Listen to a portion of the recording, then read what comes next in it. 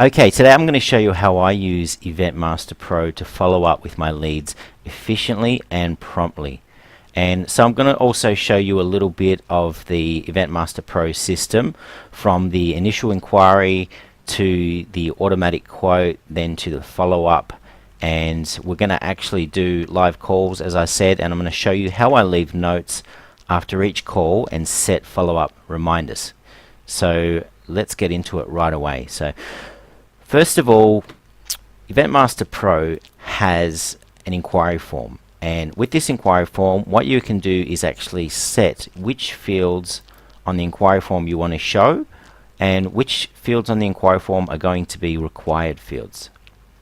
So you can see all these questions here covering many important details, and there are some fields on the inquiry form that are required, and they are, of course, first name, you can't turn that off, email, event date, occasion, and city.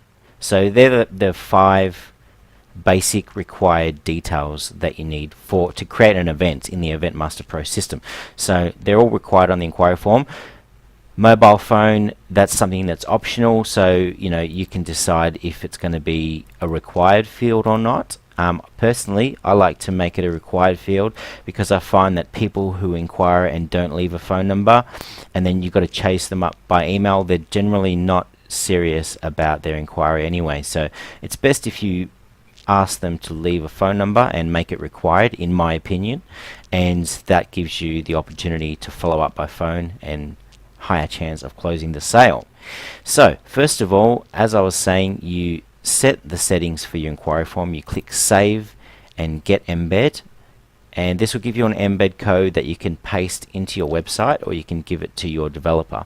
So you'll copy that, you'll take it to your website. It can be any website, but let's say you're in WordPress, and you'll paste it onto a page on your website. So this is my website here, and I'm going to show you how the inquiry form looks on my website. So on the home page it says click get a quote, so I'm going to click that now, and this is going to take us to the get a quote page, and you can put this inquiry form anywhere you'd like on your website.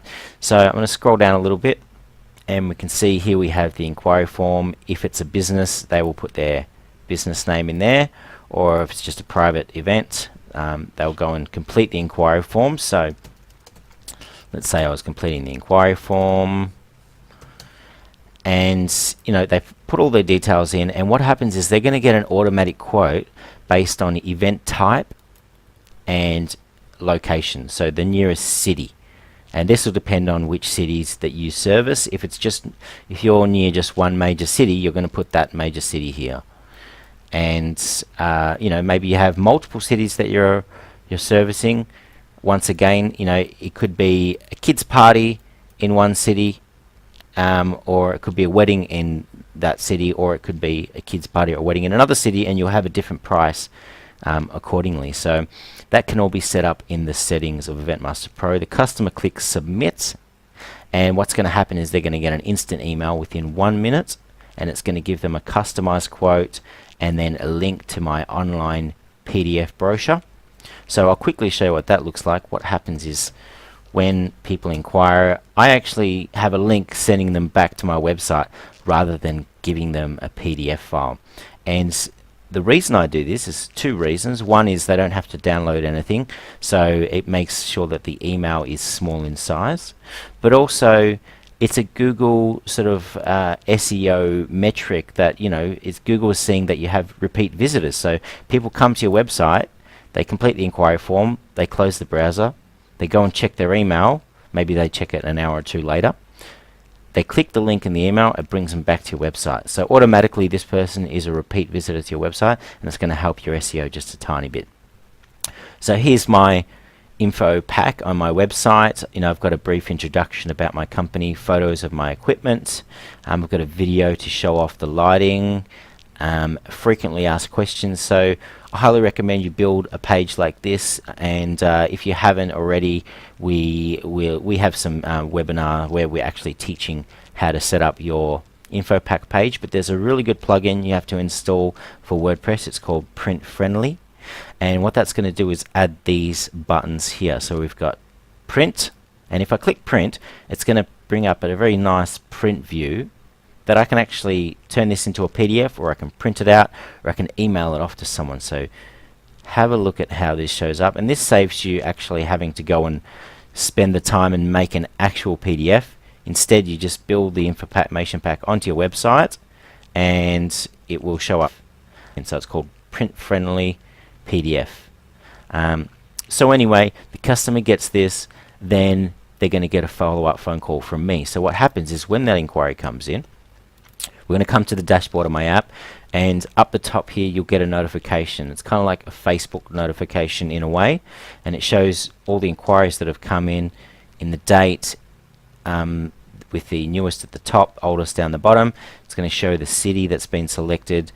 It's going to show the date of the event. So it means that I can very quickly click an event. So I'm going to open this in a new tab, and it's going to show me all the event details of this inquiry. So this inquiry actually came in the last 24 hours at 1:20 p.m. today, and according to my time right now, it's 2:44. So this is about an hour and a half ago, this inquiry. So I'm going to click this, and we're going to see the event details screen. So on the event details screen, I'll give you a very quick rundown. We've got the customer details in this window here. We've got a bit of a checklist over here, and this has a checklist of things that happen in a certain order, and each time they happen it adds the date and checks the box off automatically. Over here we have event details, so obviously the customer name, the company, the venue name, the venue address, event date, the venue name. So it could be like Jessica's birthday, or this one looks like a wedding, Jessica and Dave's wedding, whatever you want to call it. It's Hannah, so I might just put Hannah in there, and you can set the start time. Obviously, usually say an event might start at 6 p.m. That's all the event details. Now here is the job sheet notes, and this is where you'll put notes for the DJ, or if yourself you are the DJ, you'll put notes such as got to load in from the side of the building, they want this kind of music here, they want this kind of music then. Now if you have like a music planner or something like that, you can put a link to that here, and that's going to show up on the job sheet as a hyperlink. So I'll quickly show you the job sheet for a second. If I click this, this is something that you'll print and bring along with you to your jobs, or if you have DJs working for you, when you assign them to the events, they're going to log in and they're going to see the job sheet, and this has the basic customer information, the event details, start time, arrival time, finish time, if there's any money to collect, address, and any of those job sheet notes that you put on the job sheet. Now I can click download PDF, and that's going to instantly, I've got this up on another window here, it's going to instantly download a PDF, and let's check that out quickly. Okay, opened up in my other window again. Here we go. So this is the job sheet, very clean and simple, and gives all the information that the DJ needs to go and do the job. Aside from the music plan, of course, and that's something you're going to give to the DJ separately. So back to the event details, we've got the quote over here, we've got the DJ, so you can choose from your list of DJs. Assigning a DJ is simply as easy as selecting a DJ from the list and then just locking the DJ with the checkbox, and that's going to send an email to the DJ and let the DJ know that they've just been assigned. So if I click this, it's going to say, do you want to send a confirmation email to the DJ? If I say yes, it's going to send him an email right now and tell him that he's just been assigned, but I don't want to send that now because I'm just showing you guys how it all works. So I'll uncheck that and unselect the DJ. On the bottom right here we have extra services. This should actually say extra equipment and services. We're going to update that shortly. But basically you can add things, smoke machine, MC, and that's going to instantly update the price up here, and it will also show itemized pricing on the invoice as well. So let me quickly show you that. So if I add wedding MC and smoke machine and we click the invoice, let's have a quick look how the invoice looks. Okay, so here's the invoice. balance due 1025, so you know how much you need to collect. It's got all your business information, your tax file number, invoice date, customer information, and the details about the booking, any extra hours, extra services added right here, and then it totals everything up and offers your payment options. And once again, very easy to download a PDF.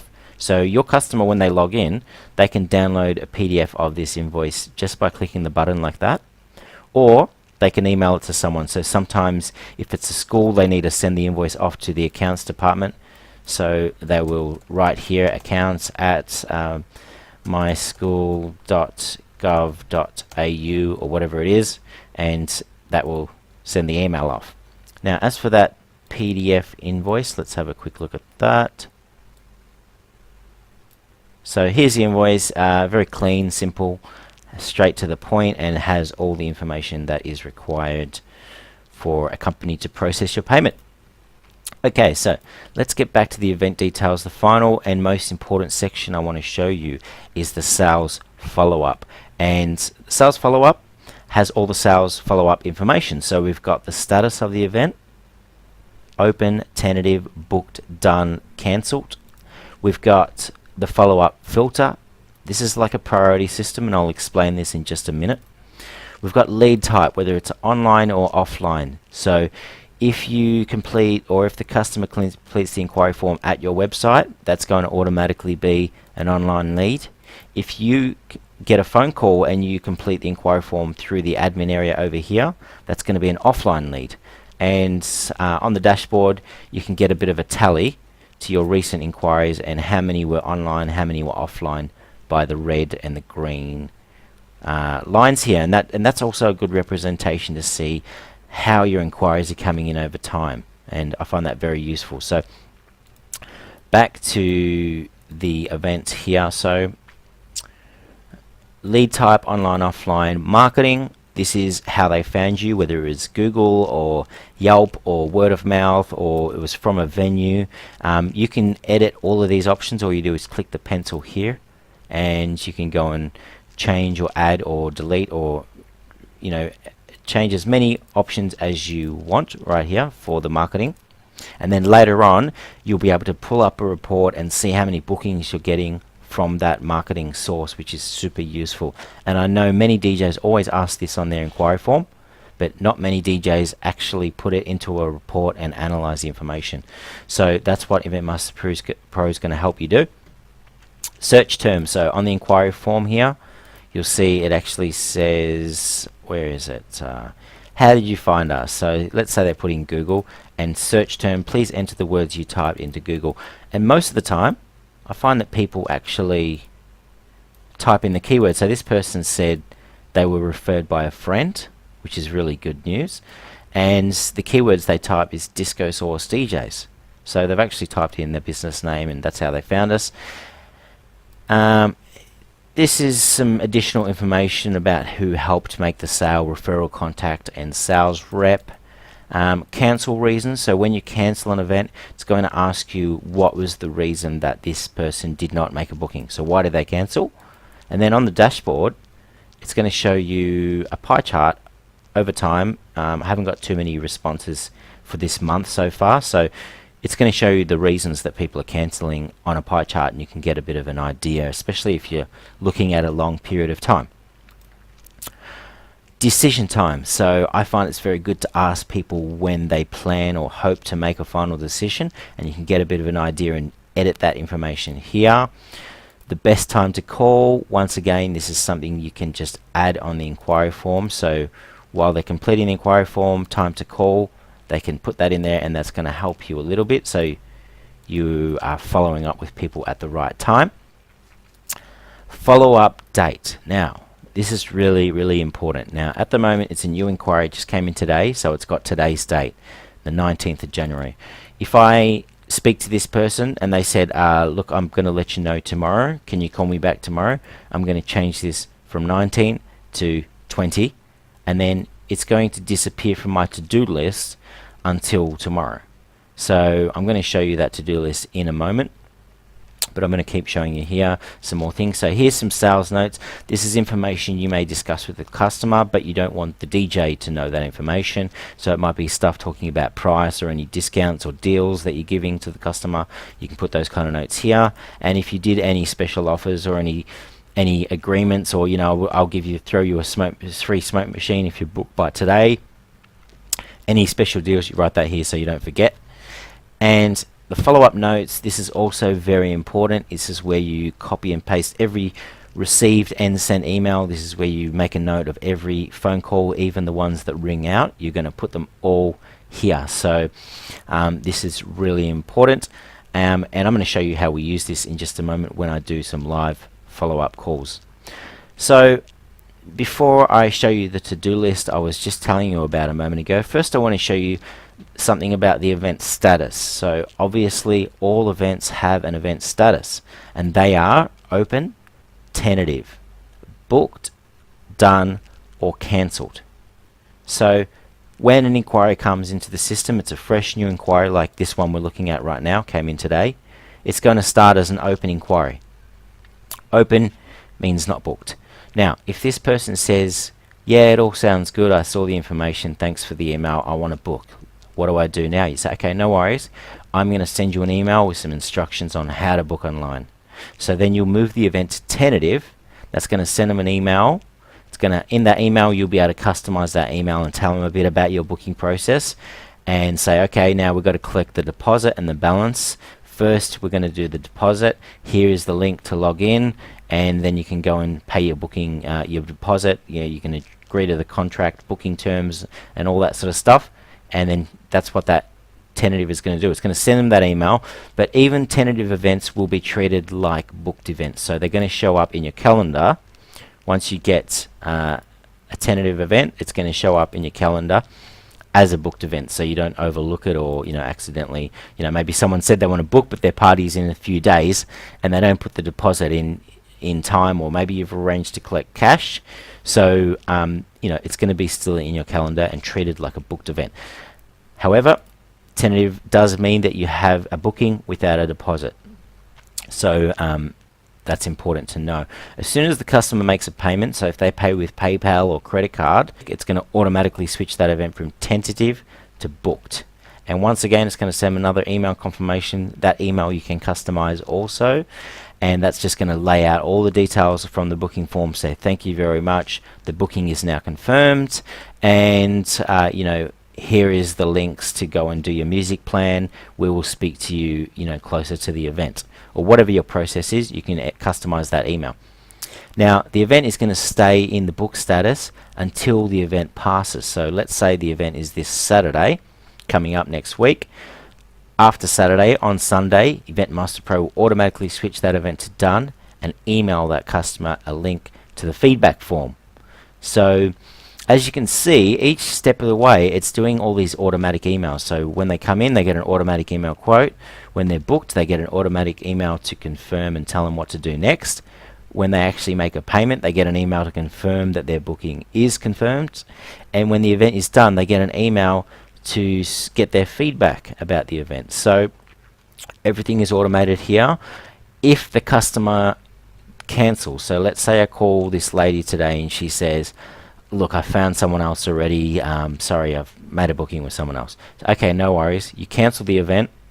That's going to cancel it in the system, take it off your calendar, take it out of your inquiries, and it's going to offer you to send one last email if you choose, a thank you email. And I normally put in this email, thanks for your inquiry with us, here's our Facebook page, why not just like the page and stay in touch. So I figure at least if someone's going to cancel, I may as well get them to try and follow me on Facebook and stay in their minds a little bit. Okay, so follow-up filter it's like a priority filter, but it's also a sub status of the actual statuses. So make initial contact is the first priority that the leads will enter, and that means that you've got the inquiry but you haven't spoken to them yet, and you need to call them up, introduce yourself, and provide that initial quote. That's make initial contact. And so we've got a high priority and a low priority. What happens is sometimes people, you ring them up and their phone rings out, and then you ring them the next day, their phone rings out, then you ring them the next day, you leave them a voicemail, a couple of days pass, you still haven't heard from them, you send them an email, they don't reply to your email, you go, okay, no worries, this is a low priority lead now because I'm wasting my time. You don't want to keep ringing someone that's just not answering. They've obviously got your emails, your phone calls, so you just need to stop calling them, or drop the priority. You know, maybe you send them one last email and say, look, you know, let me know if you are actually, you know, planning to book a DJ. Get back in touch when you're ready, and you put them to low priority. Now, if you speak to them, let's say I call the lady and she says, yeah, I'm pretty keen, but I still got to speak with my husband. I'll let you know on Friday next week. Then what you do is you will change the priority filter to contact today, and you'll set a new follow-up date. So say she says next Wednesday, you go, okay, I'll just change that to contact hi today, and I'm going to set the follow-up for Wednesday next week. So what that means is now on Wednesday, this event is just going to show up on your to-do list, and then you just got to click all your contact today high priority leads, and it's going to show all the ones that you have to call, and then you're just going to go next, and ring through the whole list. So that's how that works. So there's obviously also, we have the contact anytime, which is a low priority lead. So once again, you might have called them, made your first initial quote phone call, and you know, introduce yourself. Then they said they're going to speak to their husband. You said you're going to call them back on Wednesday. Then you call them back on Wednesday, and the phone rings out. And then you know, you try them the next day. Phone rings out. You send them an email. They're not responding to your emails, and then you think, okay, I'm starting to waste my time on this one now. We're going to make this a low priority, and you know, maybe you send one last email and then change the follow-up date. The extra ones here now, you can create your own follow-up filters so that you can group leads. You know, I actually based in Thailand, so I do weddings here and I DJ at a few resorts. So I've got a special category here for my Thailand inquiries, and when they come in, I just throw them in there, and then I can sort of focus on them separately. Now, as for when you make an event tentative, what happens is it automatically changes the follow-up filter to secure a deposit. Because in the tentative status, so long as there's an active follow-up date, your goal is to get that deposit. You know, they said they want to book over the phone, but they haven't paid yet. You've got to follow up now. You've got to collect a deposit. So that's that. And then when they actually pay the deposit, Event Master Pro will automatically switch the event from tentative to booked, unless it's a bank transfer. If it's a bank transfer, you're going to have to go up to the payments up here, and you'll click add new payment. You'll add that deposit payment, and then it's going to switch the event to booked. It's going to send the customer the confirmation email, and it's going to become booked, and it's going to change the follow-up filter to require action. Now, require action is the goal of the event if it has an active follow-up date. If there's no follow-up date, then there's no action to take. But maybe you have an event that they're booked now, and you promised that you would, you know, find some extra music for them or do some extra thing that you need to follow up while it's in the booked status, then it's going to be in require action, and you're going to set a callback date, and maybe even leave a follow-up note and said, you know, on the follow-up, I said that I would call the customer and, you know, have a phone meeting or whatever it is that you need to do on the follow-up date. Okay, so so I've got book appointment here as well, so you can manually just switch events into book appointment if they need that, and then you can just call them up and schedule that into your calendar. And the final status is down here that you will see is collect money and get feedback. So when events pass, they become done automatically. They get the email for the feedback form, and then the follow-up filter is going to go into collect money and get feedback. So obviously that means what it means. You could call the customer up, you get some feedback, you get your Google review or whatever review that you need to do. This is the good time to do that, and this is a way to remember to follow up with them leads. Cleared follow-up filter is what happens when you cancel an event. It's going to become cleared. And I've created the annual repeat events myself, but this is going to be something we're going to build into the app in the future, that when you have an event that is selected for as an annual event, so say you do a Christmas party and this is an annual event, you're going to change event regularity to yearly, and then there's going to be a very simple way to find those events and group them into annual events and follow them up in the future. But I'll come back to you on that. So I'm going to switch this back to once off event. I'm going to put this back to make initial contact because I need to follow up this lead in just a moment. So back to the dashboard, I really want to quickly show you one last thing before I get stuck into the live calls. That is that we have the follow-ups here. So all these follow-ups, these are all the follow-up filters that I showed you right here. So all these follow-up filters, they show up on your follow-up to-do list right here. And what happens is that if they have a follow-up date of today or in the past, they're going to show up on this list. If the follow-up date is tomorrow or it's sometime in the future, it's going to disappear from this list. So if I speak to someone in the make initial contact and I set the follow-up for next Wednesday, then what happens is I come back and refresh this screen. This is going to go from 7 down to 6 because that's one less person. Now on Wednesday, this is going to go from 6 back up to 7 again. That's one person that I have to follow up on Wednesday. So that's the idea behind setting these follow-up filters and setting your follow-up date.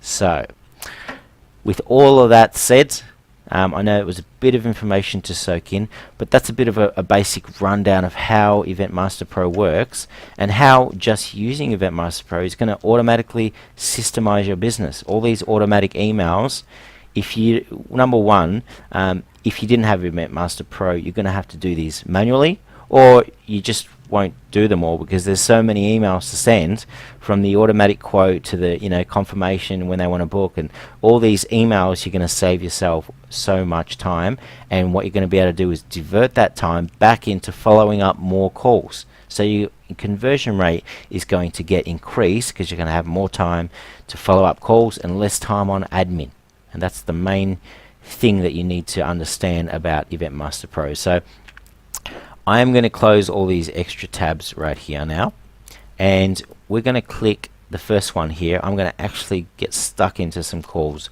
right now.